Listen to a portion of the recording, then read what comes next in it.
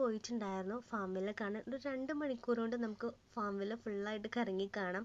മെയിനായിട്ട് അനിമൽസിനായിട്ട് ഇൻ്ററാക്ട് ചെയ്യാൻ പറ്റും, അവരെ ഫീഡ് ചെയ്യാൻ പറ്റും.